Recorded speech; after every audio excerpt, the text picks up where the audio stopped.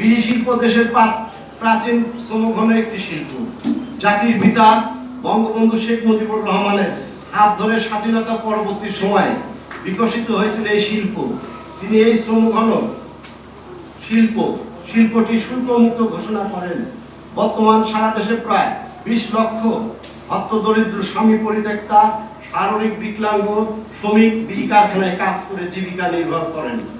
এছাড়া সিগারেট ও বিড়ি একই গোত্রভুক্ত হওয়া সত্ত্বেও দুটোর মাঝে বৈষম্য বিরাজ করছে এবং বিড়িকে অসম প্রতিযোগিতায় বাধ্য করা হয়েছে।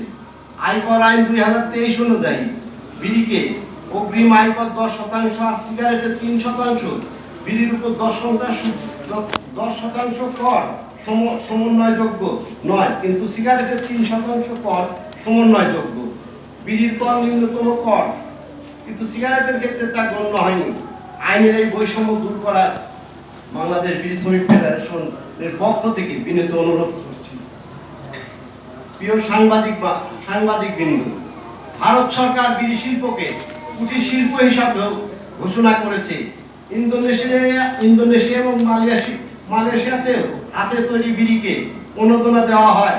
এসব দেশে বিড়ি ফ্যাক্টরি প্রতিষ্ঠিত না করলেও সিগারেট ফ্যাক্টরি করার অনুমোদন দেওয়া হয় না। কিন্তু বাংলাদেশ তার বিপরীত চিত্র। বিদেশি বহুজাতিক কোম্পানির ষড়যন্ত্রে বারবার বিড়ি শিল্পের উপর মাত্রাতিরিক্ত শুল্ক আরোপ করা হয়েছে।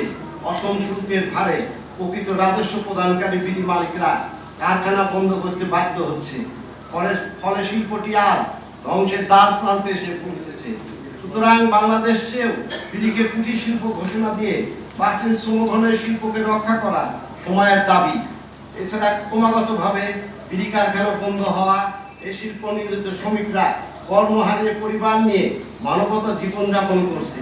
সুতরাং দেশের উন্নয়ন এবং শ্রমজীবী মানুষের স্বার্থে বিড়ি শ্রমিকদের মজুরি বৃদ্ধি করার অনুরোধ করছি।